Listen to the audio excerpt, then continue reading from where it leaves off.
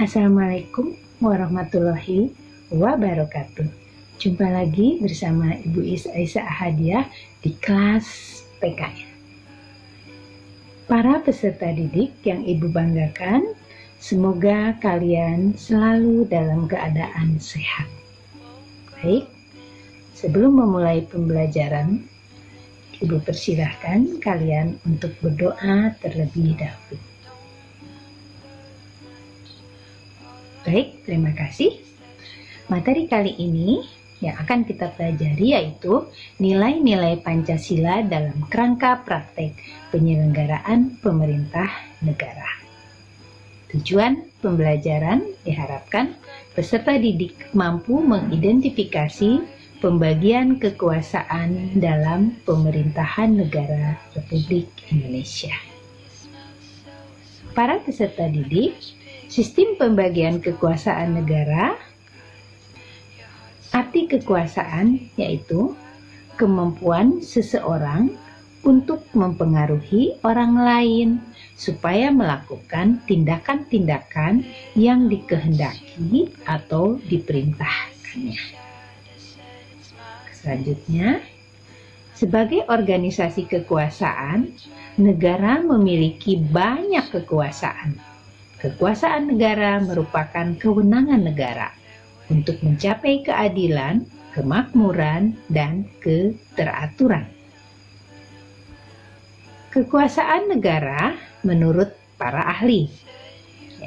Menurut John Locke, kekuasaan negara dibagi menjadi 3 bagian. Yang pertama, kekuasaan legislatif, yaitu kekuasaan untuk membuat atau membentuk undang-undang. Kedua, kekuasaan eksekutif, yaitu kekuasaan untuk melaksanakan undang-undang. Dan yang ketiga, kekuasaan federatif, yaitu kekuasaan untuk melaksanakan hubungan luar negeri. Itu kekuasaan negara menurut John Locke. Selanjutnya, kita akan mempelajari tentang kekuasaan negara menurut Montesquieu. Kekuasaan negara menurut Montesquieu dikenal dengan trias politica dan terdiri dari 3 bagian. Yang pertama, kekuasaan legislatif, yaitu kekuasaan untuk membuat atau membentuk undang-undang. Kedua, kekuasaan eksekutif, yaitu kekuasaan untuk melaksanakan undang-undang. Dan yang ketiga, kekuasaan yudikatif, yaitu kekuasaan untuk mempertahankan undang-undang, termasuk mengadili setiap pelanggaran terhadap undang-undang. Para peserta didik, konsep pemisahan dan pembagian kekuasaan. Yang pertama, pemisahan kekuasaan. Pemisahan kekuasaan atau separation of power. Berarti sini lembaga pemegang kekuasaan negara yaitu legislatif, eksekutif, dan yudikatif merupakan lembaga yang terpisah satu sama lain. Kemudian yang kedua, pembagian kekuasaan atau division of power berarti kekuasaan dibagi dalam beberapa bagian, tetapi di antara bagian tersebut ada kerja sama. Selanjutnya, konsep kekuasaan di Indonesia. Negara Indonesia menerapkan konsep pembagian kekuasaan karena di antara lembaga legislatif dan yudikatif terjalin koordinasi dan kerjasama. Contohnya, dalam pembuatan undang-undang, DPR bekerja sama dengan Presiden. Selanjutnya, pembagian kekuasaan di Indonesia ini, penerapan pembagian kekuasaan di Indonesia terdiri atas 2 bagian. Yang pertama, pembagian kekuasaan secara horizontal, pembagian kekuasaan secara horizontal, yaitu pembagian kekuasaan antara lembaga-lembaga negara sederajat. Kemudian yang kedua, pembagian kekuasaan secara vertikal. Pembagian kekuasaan secara vertikal yaitu pembagian kekuasaan antara beberapa tingkatan pemerintah. Para peserta didik, selanjutnya adalah kekuasaan konstitutif. Kekuasaan konstitutif yaitu kekuasaan untuk mengubah dan menetapkan undang-undang dasar.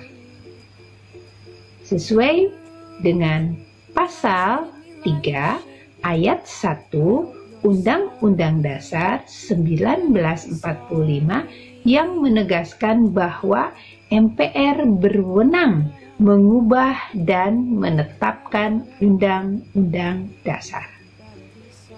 Selanjutnya, kekuasaan eksekutif.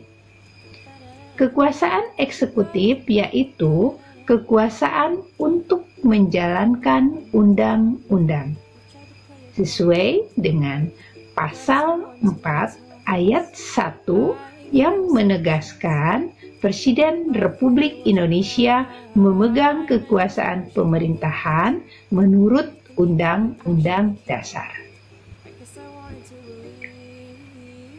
Dan hal ini, ya, kekuasaan legislatif ini yaitu kekuasaan untuk membentuk undang-undang dan sesuai dengan pasal 20 ayat 1 Undang-Undang Dasar 1945 yang menyatakan DPR memegang kekuasaan membentuk undang-undang. Kekuasaan yudikatif atau kekuasaan kehakiman. Kekuasaan yudikatif yaitu kekuasaan untuk menyelenggarakan peradilan guna menegakkan hukum dan keadilan. Sesuai dengan pasal 24 ayat 2 Undang-Undang Dasar menyatakan kekuasaan kehakiman dilakukan oleh Mahkamah Agung dan badan peradilan yang berada di bawahnya dalam lingkungan peradilan umum, lingkungan peradilan agama, lingkungan peradilan militer, lingkungan peradilan tata usaha negara, dan Mahkamah Konstitusi. Selanjutnya, kekuasaan eksaminatif atau inspektif. Kekuasaan eksaminatif yaitu kekuasaan yang berhubungan dengan penyelenggaraan, pemeriksaan, pengelolaan, dan tanggung jawab keuangan negara. Sesuai dengan pasal 23E ayat 1 Undang-Undang Dasar 1945 yang menyatakan untuk pemeriksaan, pengelolaan, dan tanggung jawab tentang keuangan negara diadakan satu badan yang bebas dan mandiri. Selanjutnya, kekuasaan moneter. Kekuasaan moneter yaitu kekuasaan untuk menetapkan dan melaksanakan kebijakan moneter, mengatur dan menjaga kelancaran sistem pembayaran, serta memelihara kestabilan nilai rupiah. Sesuai dengan pasal 23D Undang-Undang Dasar 1945 dinyatakan negara memiliki sesuatu bank sentral yang susunan, kedudukan, kewenangan, tanggung jawab, dan independensinya diatur dalam undang-undang. Selanjutnya, pembagian kekuasaan horizontal di daerah. Pada tingkat provinsi, pembagian kekuasaan berlangsung antara pemerintah daerah, dalam hal ini kepala daerah atau wakil kepala daerah, dan DPRD. Ya. Selanjutnya, pada tingkat kabupaten kota, pembagian kekuasaan berlangsung antara pemerintah kabupaten kota, dalam hal ini bupati, wakil bupati atau wali kota, wakil wali kota, dan DPRD kabupaten kota. Selanjutnya, pembagian kekuasaan secara vertikal. Pembagian kekuasaan secara vertikal, pertama, pembagian kekuasaan ini antara beberapa tingkatan pemerintah.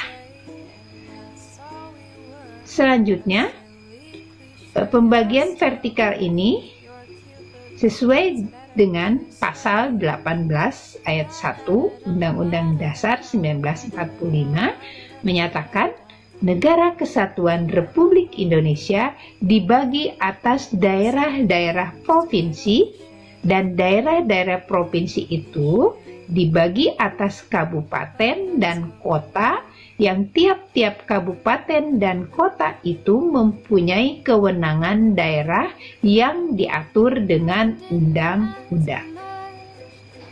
Selanjutnya, kekuasaan secara vertikal. Menurut konsekuensi dari asas desentralisasi, dengan asas desentralisasi, pemerintah pusat menyerahkan wewenang pemerintah kepada pemerintah daerah otonom. Dalam hal ini provinsi, kabupaten, atau kota, untuk mengurus dan mengatur sendiri urusan pemerintahan di daerahnya, kecuali untuk urusan yang menjadi kewenangan pemerintah pusat, yaitu kewenangan yang berkaitan dengan politik luar negeri, pertahanan, keamanan, kemudian justisi, agama, moneter, dan fiskal. Hal ini sesuai dengan Undang-Undang Dasar 1945 Pasal 18 ayat 5 yang menyatakan bahwa pemerintah daerah menjalankan otonomi seluas-luasnya kecuali urusan pemerintahan yang oleh undang-undang ditentukan sebagai urusan pemerintah yang oleh undang-undang ditentukan sebagai urusan pemerintah pusat. Ya. Nah, para peserta didik, demikian yang dapat Ibu sampaikan pada kesempatan kali ini. Semoga apa yang Ibu sampaikan bermanfaat buat kita semua. Untuk itu, sekali lagi, apabila kalian ingin bertanya, kalian silahkan sampaikan pertanyaannya lewat kelas PKN. Bisa melalui WA atau bertanya langsung. Ya, demikian. Sekali lagi, jaga kesehatan, jaga kebersihan agar kita selalu dalam keadaan sehat, terutama di masa-masa pandemi COVID-19 ini. Demikian, billahi taufiq wal hidayah. Wassalamualaikum warahmatullahi wabarakatuh.